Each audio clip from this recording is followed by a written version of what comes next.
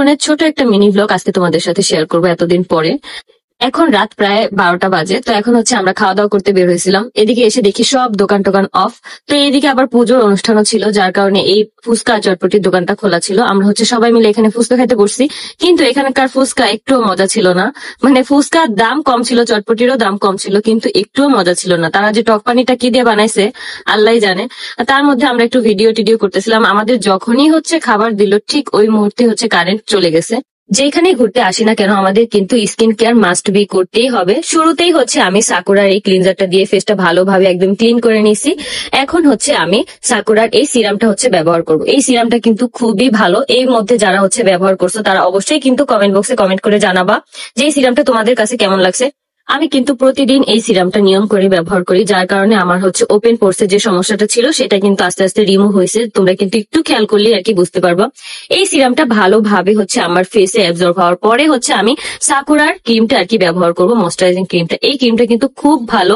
এই ক্রিমটা তোমার স্কিনকে খুব সুন্দর ভাবে সফট রাখবে। আর যে প্রবলেম গুলা থাকে স্কিনের, মূলত আমাদের সেই প্রবলেম গুলা কিন্তু আস্তে আস্তে রিমুভ করবে। অবশ্যই ধৈর্য ধরে তোমাদেরকে ব্যবহার করতে হবে, তা না হলে কিন্তু একদিন দুই দিন ব্যবহারে কিন্তু কখনোই স্কিনের সমস্যাগুলো কিন্তু দূর হয় না। তো এই যে দেখো, আমি কিন্তু পরিমাণ মতো এই ক্রিমটা নিয়ে নিলাম। এখন খুব ভালোভাবে আমি ফেসে অ্যাপ্লাই করে নিব। অবশ্যই 1 মিনিটের মতো গ্যাপ রাখতে হবে। সিরামটা ব্যবহার করার 1 মিনিট পরে তোমরা এই ক্রিমটা ব্যবহার করবা, তাহলে একটা ভালো রেজাল্ট তোমরা পাবা। এই যে দেখো, আমার ফেসটা কত লাইট লাগতেছে এখন। এই ক্রিমটা সবসময় ব্যবহার পরে ফেসটা অনেক বেশি লাইট দেখা যায়, যার কারণে নিজের কাছেও অনেক বেশি ভালো লাগে। এখন আমি তোমাদেরকে দেখাবো একটা আই ক্রিম। এখন যেহেতু দিনের বেলা আমি এটা ব্যবহার করছি, এই আই ক্রিমটা রাতের বেলা ব্যবহার করতে হয়। আমি কিন্তু প্রতিদিন রাতে ব্যবহার করি। আমার চোখে কিন্তু ডার্ক সার্কেলের সমস্যাটা কিন্তু আগে থেকে অনেক বেশি কমে গেছে। তোমরা কিন্তু আগে কমেন্ট করতে যে আপু তোমার চোখের নিচে ডার্ক সার্কেলের জন্য তোমরা কিছু ব্যবহার করো না কেন। এখন কিন্তু আমার সেই প্রবলেমটা আর নাই। তো সেই সময় আমরা একদম বাইরে গিয়ে বসছি খাবার খেতে, কারণ এত গরমের মধ্যে দোকানের ভিতরে কারেন্ট নাই, বসে খাওয়া একদমই অসম্ভব ছিল, যার কারণে আমরা বাইরে গিয়ে বসছি। আজকে সারাদিনে আমরা অনেক জার্নি করছি। আমাদের আজকে গাড়ি ভাড়া করা ছিল, তো সেই জন্য আমাদের একটু বাসায় আসতে আর কি লেট হয়েছে। মানে আমাদের রুমে ঢুকতে লেট হয়েছে, যার কারণে আমরা কোনো কিছু খোলা পাইনি। এখান থেকে আমরা চটপটি ফুচকা খাওয়া দাওয়ার পরে আমরা আবার দোকান থেকে আদার্স রুটি, তারপর কেক, এগুলো কিনে নিয়ে গেছি যাতে করে আমরা রাতে খেতে পারি।